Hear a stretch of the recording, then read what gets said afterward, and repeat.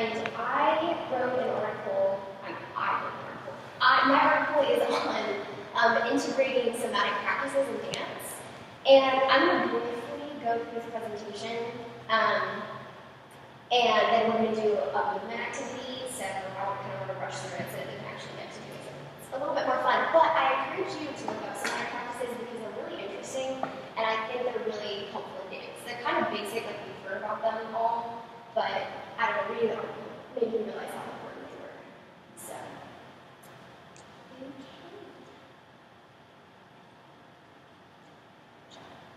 Alright, so somatics is essentially shifting the focus from product to process. So it's enabling your body to access its own innate knowledge. So basically, you're learning how to internally connect with movement instead of, it all being outward. So it's not just about skill level, it's what's happening in your body in order to help you become more skillful. And this uses like the Alexander technique, Laban, Martinian movement analysis, some Pilates. It's this kind of movement. It's really interesting.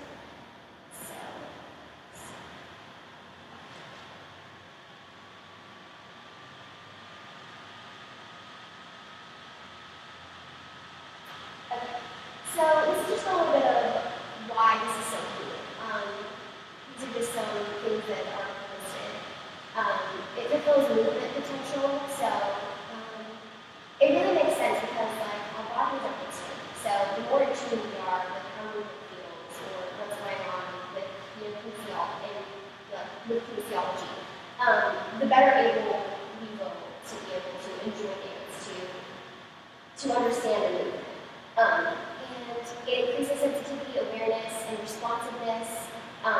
It improves alignment and efficiency. You just have a more enjoyable class, and you're able to perform better. It prevents injury, and it reconnects the mind and the body. So, there are 4 ways that they have taken from these different techniques that I listed earlier. One is breath. Obviously, breath is one of the most important things that we do when we dance. And I know for me personally, I can go through an entire combination at the bar, and when I get done, I realize, I have been breathing the entire time. We all have experienced this, especially with LA, so it's getting me every time. So obviously that's very important. These are a couple ways that obviously breathing helps. It helps you realize what's going on emotionally and physically. It promotes relaxation. When you get stressed, it kind of activates the sympathetic nervous system, and it connects your core to your movement. So in a little bit, we're going to do a movement activity on one of these things. But a movement activity you could do for breath would be having dancers lie on the floor and just finding awareness in their breath, where the path of their breath is traveling, or how breath feels different in different positions in the brain, whether they're contracted or whether they're upright. Just to kind of have that awareness of how do you learn how to breathe while you're dancing. The second one is sense of the environment. We're actually going to do an activity with this, so I'm not going to talk about it a lot, but essentially it assists with being fully present in the movement and opening the door to increase responsiveness. So it's kind of taking in the sights, the smells, the touch of your surroundings and incorporating that into how you react and move. It kind of Turner talks about, it activates the proprioceptors when you dance. The third one is connectivity, and this is necessary for movement control, power, and efficiency. And basically, this is understanding how your body works kinesthetically. So it's understanding how your body has the potential to resist, yield, or amplify movements, and the forces acting on the body. So understanding the muscles and everything that's going on in your body, which is really important.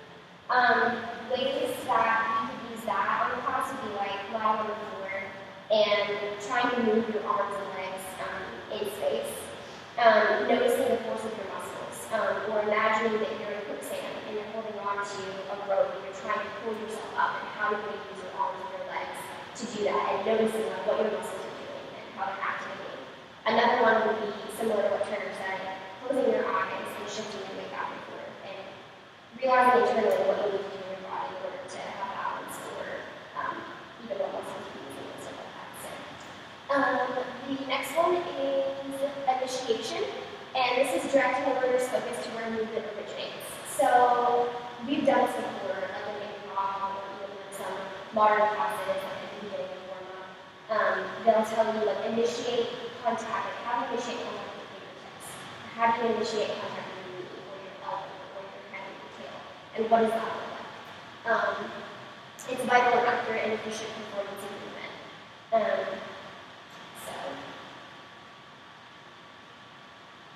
So the article kind of talked about how it's really kind of hard to integrate this into everyday practices because you can't always have exercises that are somatic. Like we even have a dance class here that's specifically designed for somatics. So they talk about ways that you can do this is just to kind of integrate it into the vocabulary of what we're talking about while you're teaching. So for one class period, everything can be focused on the breath. So like you're learning the combinations of the bar or the floor across the center, and there's a constant awareness of what do you need to do to think about breathing, how is your breath traveling and helping you in the movement. So ways that they talked about were like you can use this with warm-ups and cool-downs, which is easier to do that. One of the things they talked about was covering your ears because we're so used to correcting ourselves in a mirror. That if you change the facing or you cover the ears, it kind of trains you to correct the things that may be present in your body because of that internal sense that you're coming to know your body, you're able to correct it instead of looking in the mirror and saying, like, I need to turn out. You can feel it as opposed to seeing it. Another thing they said was paying attention to how corrections are given. So a lot of classes have the command style, which is like, like for instance, put your shoulders down. And so instead of doing that, they talk about using imagery and kinesiological cues. I don't think I said that right. But so they talked about saying like trying to sense the connection of the scapula and the back as the arm lifts, or in using imagery, feelings of soft warm mud sliding down the upper back as the arm lifts. And that's a lot better hearing that than just put your, don't let your shoulders up or whatever. So I thought it was really cool too because it talks about how dancers are making choices informed by kinesthetic sense and external environment, not based on habit, feedback from the ear, or verbal commands. And this essentially enhances artistic as well as technical growth. And I'm all about that side of artistry.